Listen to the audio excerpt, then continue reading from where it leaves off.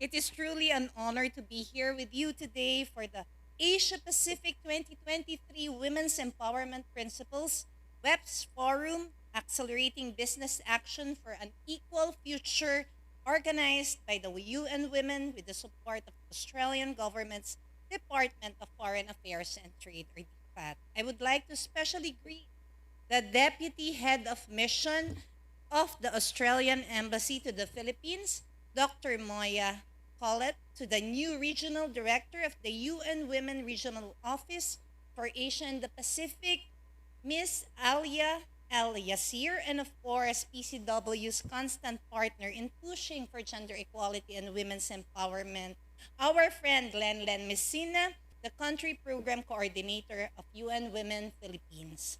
Gathered here today with us are the CEOs and business owners who are either already signatories or aspiring signatories to the WEPs, representatives from the Securities and Exchange Commission, stock exchanges, industry associations and business clubs, and of course, government agencies, development partners, and our speakers for this forum. With gender stereotypes and systemic inequalities getting in the way of economic empowerment for women, whether it be in business ventures or employment opportunities, we see promising and fully capable women and unable to reach their full potential. Lack of access to capital and networking opportunities, shouldering the full weight of care work responsibilities in their households, vulnerability to workplace harassment or violence, and the gender pay gap are just some of the few barriers that women face that we need to dismantle. And in doing so, we need the private sector's support. The idea that the private sector is a vital partner of governments and non government organizations in advancing gender equality and women's empowerment is perhaps no longer a new concept to most of us. With finite resources, governments and other advocates face limitations in effectively and efficiently transforming the landscape of women's economic empowerment. In order to inspire true, meaningful, and sustainable progress, it is necessary to secure the active engagement and commitment of private sector players. And this is what the 7 Women's Empowerment Principles aim to address. As an encompassing framework, it provides companies with a roadmap to becoming gender responsive throughout their value chain, from their leadership all the way to transparent reporting and accountability. We in the Philippine Commission on Women recognize this and have worked closely with UN Women before to boost private sector support and participation on women's economic empowerment. In particular, when SM Prime Holdings Incorporated and SM Supermall celebrated the National Women's Month in 2021 by signing the WEPs, they worked in partnership with PCW and UN Women to have Women at Work pop-up markets that support local women-owned MSMEs. Shortly after that, PCW and other key actors supported the conduct of a capacity building program on promoting sustainable and inclusive MSMEs through gender responsive mentoring, wherein UN Women, through We Empower Asia PH, oriented Go Negosyo mentors on gender sensitivity and inclusivity practices aligned with the WEPs and the value of being gender sensitive and gender responsive. Now, in this 2-day forum, we hope to learn more from businesses in the Asia Pacific on their existing gender responsive practices and enable peer learning. No matter the size, we believe that increased commitment and collaboration will facilitate changes and promote gender equality and women's empowerment in the workplace. We are also keen to hear from our women businesses and corporate leaders who are proactively changing the playing field and therefore making a difference in the lives of other women. And I see a lot of Filipino women business leaders here, my friends, hello. Through this very first face-to-face gathering of WEPs, champions, and advocates, we hope to strengthen the commitment of our champions and allies, forge concrete and deliberate initiatives, and create sustained actions to accelerate gender equality through business and work. I hope that this sparks renewed dedication and commitment in all of us. The impact that your signature and commitment to the WEPs can make in the country and in the region cannot be overstated. Again, thank you very much, and I am looking forward to the valuable discussions ahead of us today. Good morning. Let's give her a big round of applause. Thank you so much, Miss Christine, for that powerful message.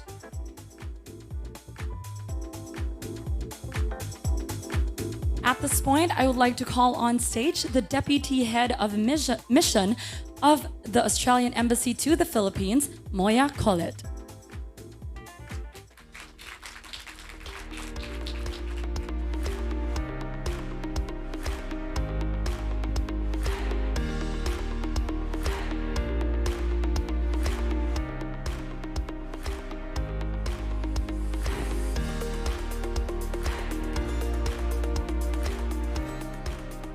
Women Regional Director Alia El Yassir, Philippine Commission on Women Deputy Executive Director Christine Balmez.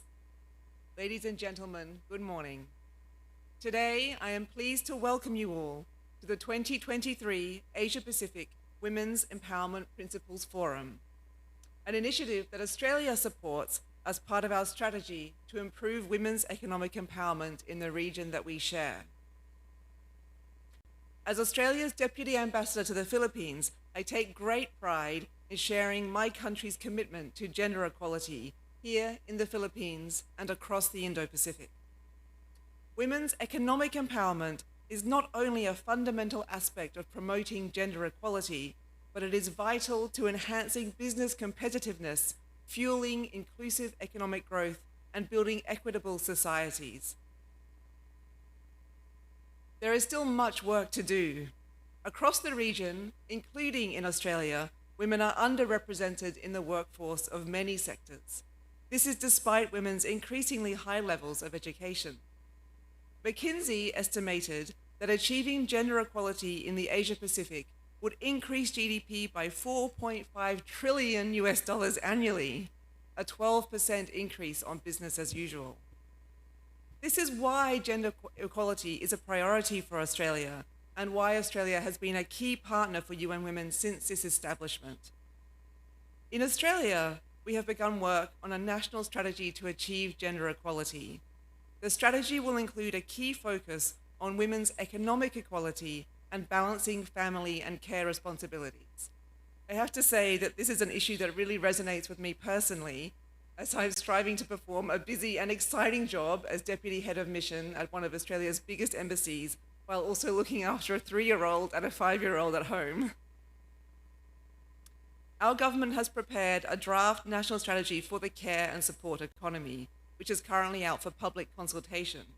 Our vision is for a sustainable and productive care and support economy that unlocks women's productivity. In March, the Australian government introduced legislation to require employers with 100 or more workers to publish their gender pay gaps. This is a key reform that will drive transparency and action towards closing the gender pay gap in Australia. Our government is actually embedding gender in everything we do, from industrial relations to the national budget. Looking to the region, Australia's new Southeast Asia Economic Strategy to 2040, which aims to bolster two-way trade and investment with the region, includes gender equality as a cross-cutting strategy. And we are also preparing a new international gender equality strategy that recognizes gender equality as central to Australia's foreign policy overall.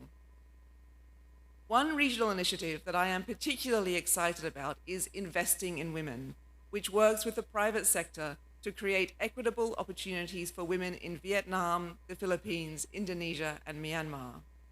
By partnering with businesses, it works to help shift gender norms and attitudes that present barriers to women's economic empowerment.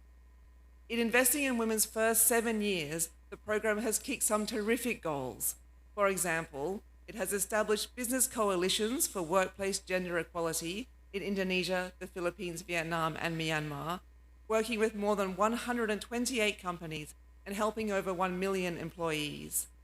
It has worked with 10 investing partners that catalysed over 525 million Australian dollars to bridge the finance gap for 82 women-led small to medium-sized enterprises, including during the pandemic. And it has supported local partners to deliver social media campaigns tackling traditional gender norms across these 4 countries, reaching over 311 million people. In the new phase of investing in women, which has just started this year, we aim to continue to work with the private sector and support locally led policy reform agendas that promote women's workforce participation, decent work conditions, skills development, and business opportunities. So, in closing, it is terrific to see the wide range of participants here today from across the region. We all, business, investors, governments, civil society, have a role to play in creating an even playing field for women in business. The Australian government reaffirms its unwavering dedication to the women's empowerment principles and the cause of gender equality. Let us be the agents of change and ensure that women's empowerment is not just a principle, but a lived reality for all of us. Thank you.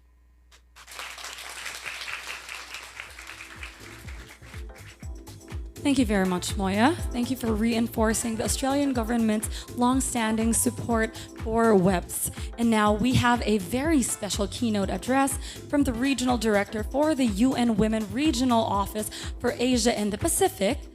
Let's all welcome on stage Alia El Yassir. How about a round of applause? There you go. Thank you so much, and good morning, everyone. It is an absolute pleasure for me to join you all in this Asia Pacific 2023 Women's Empowerment Principles Forum. It's actually the first mission that I undertake as the new regional director, and it really is a pleasure to be here. I want to thank Christine Barnes and the Philippine Commission for Women for hosting us here today and for showing your strong support to the work that we are doing together here in the Philippines and broader across the region. It's also a pleasure to come after Moya, and I want to relay to you our special thanks for the Australian Department for Foreign Affairs and Trade, for the strong collaboration that made this forum possible, but also for all the contributions to UN Women and many partners across the region, which you described, but really focusing on catalyzing business action to advance gender equality. I also would like to recognize the European Union because their investments in We Empower Asia program set the foundation for what we're doing here today and helped us to grow those business networks that are on board with us to work on gender equality. And of course, I want to thank everyone here in the room. You've traveled, some of you near, some of you far, but it's really important that you're here with us today. And I also want to acknowledge partners from Afghanistan and Pakistan who had intended to be with us in the room today, but were not able to make it. But we have them joining us online, and I want to thank them for their continued commitment to the women's empowerment principles and hope to see you in person in the future very soon. So UN Women's ambition for this forum is to accelerate business action for gender equality. And to do this, we rely on the contributions of so many. This includes contributions of every person here in the room and joining us online, but also your extensive extended networks. Because delivering real change in business requires concrete buy-in at all levels. We see you not just as agents of change, but as advocates and agitators to leverage the full power of your networks. And you may ask, what's the urgency? Well, we're halfway to the end point of the Sustainable Development Goals, which set the global community on a path towards a more peaceful, prosperous, sustainable, and equitable world. But we're sadly failing the world's women and girls. According to UN Women's 2022 Gender Snapshot, if we continue at the current rate of progress, it will take us an astonishing 286 years to close gender gaps in legislative frameworks that continue to discriminate against women and girls. According to the Women's Empowerment Index, which is a new measure that has been developed by UN Women and UNDP, women across the globe are on average achieving only 60% of their full potential. We heard about potential from Christine. This is really far too short of what we would aspire to. So this means that if we continue at the current pace of change, our children, our grandchildren, and our great-grandchildren will be denied and deprived from the benefits of gender equality across the globe. And it's not only that the progress is slow. In some cases, it's stagnating or, more worryingly, moving in the wrong direction. According to UN Women estimates, by 2030, there will still be more than 340 million women and girls who are living in extreme poverty. And as many as 236 million more women and girls are expected to be food insecure due to the effects of climate change. And Dr. Moya, I'm afraid to say that the next generation of women will still be spending an average of 2.3 more hours per day on unpaid care and domestic than men. There is no country in the world that has actually achieved gender equality. And I hope you realize that we still have a very long way to go.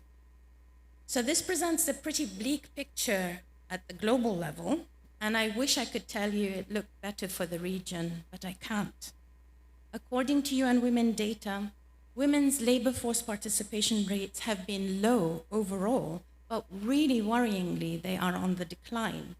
And the Asia-Pacific region was the only region in the world where we saw this regressing even before COVID-19 hit. We have as many as 75% of women experiencing sexual harassment in the workplace and in public spaces. And in businesses, we talk about leadership, only 20% of managerial positions are held by women, which is approximately equal to the number or the percentage of seats held by women in national parliaments. So women's roles as leaders and agents of change, although well understood, meaningful progress is actually too slow and very precarious. I hope many of you share my sentiment when I am saying I'm impatient for change. But when I look around this room, I remain hopeful because you're here. And you're here because you're leading change as individuals, in your organizations, in your countries, and in your community, and as part of this growing community of business leaders. I know that when we put collective efforts together, we can actually have direct impact on the lives of women and girls. This comes to focus when we hear stories of lived experience. If we can have the next slide, please. So how would you feel having to pack up your belongings, your children, cross an ocean in search of a decent job because the prospects at home are so bleak? Decent work, unfortunately, is not easily sourced in local communities, many places around the world. And so many choose migration in search of a better life. But this usually comes at a significant cost to not only families and communities, but economies. Gina Romero, who is here with us today, grew up in the UK. She is the daughter of a domestic worker who left the Philippines to pursue more secure work to support her family. But today, Gina is a tech entrepreneur here in the Philippines. She has been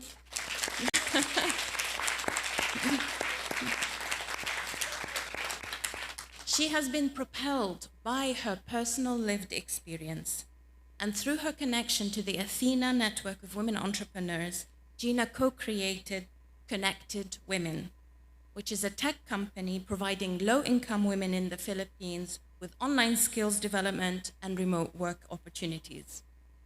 At the onset of the COVID-19 pandemic, with support from UN Women here in the Philippines, Connected Women reached many women with targeted online skills development.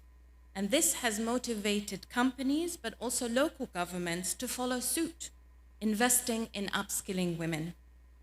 Connected Women is achieving their goal to bring jobs and brighter futures to women here in the Philippines and enable them to stay connected with their families.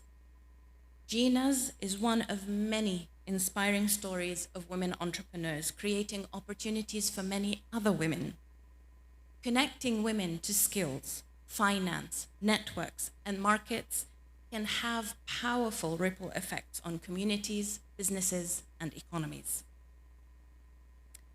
Over the next 2 days, our intention for this forum is to showcase, interrogate, harvest, and reimagine. We want to delve into these great stories and great practices of businesses that create more equitable workplaces, marketplaces, and communities. Why do we want to spend time on this, you may ask? Because it's good for business, it's great for the economy, and it's the right thing to do for society as a whole. And what does an equitable business look like? Well, it's one where we have gender parity in leadership and equal opportunities for professional and career development. One with workplaces where everyone can be safe and healthy without fear of discrimination, violence, or harassment. It is one with gender-responsive supply chains and marketing practices. A business that cares for its community and advocates for gender equality at all levels. And we all know that what gets measured actually gets done. So a business that embeds accountability on all related metrics. So if you believe in all of this, you believe in the WEPs. This is what the WEPs are all about. And if it sounds familiar, that's fantastic. If it doesn't, hope you want to learn more. As you heard in the opening, the Women's Empowerment Principles were launched in 2010 by UN Women and UN Global Compact. And there are these 7 principles. And as you heard, the idea behind these principles is to work with businesses to develop roadmaps to make them more gender responsive. So businesses of any size and any sector, this includes stock exchanges, chambers of commerce, and industry associations, can sign on and become WEPs signatories. So this is the overall framework that guides our engagement and the journey that many businesses embark on, and those different pathways that you can follow to make change happen. I know that many of you are part of this community of WEP signatories. And I want to say that you and your CEOs have already made really concrete commitments to gender equality in your businesses, and we want to thank you for that. But we also want to challenge you to consider what else can be done. How can you take it up to the next level? When we look at the trend in terms of WEP signatories, it seems that the COVID-19 pandemic, although it was a very traumatic experience, I think globally, it did push many businesses to sign up onto the WEPs. We now have more than 8,500 committed businesses that have signed on to the WEPs, and this includes 2,200 from the Asia and Pacific region. And I want to tell you, your sphere of influence is huge. But there's more to be done. There's unfinished business. You will hear through the forum about the UN Women Trends Report, where we looked at WEP signatories across the region. We can see that the commitments are increasing, but unfortunately, implementation is lagging behind. We have 1/3 of the surveyed WEP signatories in the region who have not made significant progress in making gender equality a priority. So you'll hear more about these trends, but very importantly, it's not only to look at where things are going wrong, but really look at the corresponding opportunities. And this will be covered as part of the session this morning. And there's a lot more to come your way through this forum. As you heard, you're going to have a lot of TED-style talks, and you'll hear about how important collaboration is and an essential ingredient for driving change, and not just driving it, accelerating it, and really looking to a better future. there's going to be a great example from Malaysia about the public policy that is transforming business practices. 12 years ago, Malaysia set a non-binding target of 30% women in decision-making roles across public listed companies. And there were different support initiatives that were launched also through business at the same time. And as a result, today, the Securities Commission reports that the percentage of representation of women on boards stands at 29.7%. So this has been achieved in the span of 12 years. So where there is a will, there is a way. And we want to also shed light through this forum on untapped potential. In multiple sessions across these 2 days, you'll hear about different types of women-led businesses, like Connected Women, and how their businesses offer great products and solutions for private and public customers. One really striking statistic that all of you should know and all of you should work on changing is that only 1%, I repeat, 1% of global spend on procurement goes to women-owned businesses. So if you're intrigued by that, make sure you join us tomorrow, because we're going to go in deeper and learn more about emerging areas like gender-responsive procurement and supplier diversity, which can drive business growth and change this metric. You're going to also hear about the drive for transformational change. We will see industry-wide campaigns working to tackle those tricky social norms that promote gender stereotypes through media and advertising. We're very pleased that we're joined in this forum by representatives from Unstereotype Alliance India. This alliance, the Global Unstereotype Alliance, is a thought and action platform that is convened by UN Women, but that unites industry players working to end these harmful gender-based stereotypes in media and advertising. So our India Unstereotype Alliance chapter, with our industry partners, launched a #YouDon'tSeeMe campaign to tackle this problem. And this campaign really sheds light on gender portrayals in the media that emphasize the disparity between what we see through media and advertising and actual real-life experiences. So #YouDon'tSeeMe uses the power of advertising to deliver those gender-positive messages across different media. And this campaign was rolled out in July of this year, and it reached an incredible 10 million individuals in its first month. So again, where there is a way, although tricky, there is a way. But you might be thinking, work on gender equality is quite costly. Well, at UN Women, we know what it takes, and we've costed gender equality. We've shown that to close gender gaps that I outlined earlier, that are significant and persistent, it would cost us about $360 million. It might seem like a lot, but it depends what you compare it against. If you compare it against the $4.5 trillion that could come in as revenue, if by bringing in more women, or you might look at $360 million as less than 2/3 of what the world spends on coffee every year. So in other words, gender equality is entirely affordable. It is entirely possible, and it is entirely within our reach.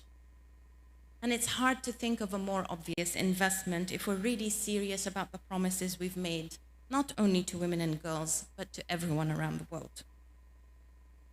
That's why at UN Women, we do offer platforms to collaborate and really tackle these significant challenges and look at how we can partner and invest in a different way.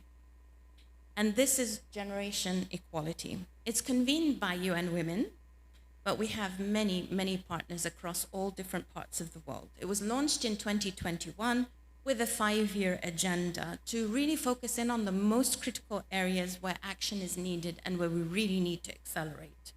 So there are 6 generation equality action coalitions, and in these action coalitions, you're bringing together businesses, philanthropy, civil society, youth, governments, regional and international organizations to operationalize investments, look at policies, look at programming, and very importantly, look at financing to accelerate action.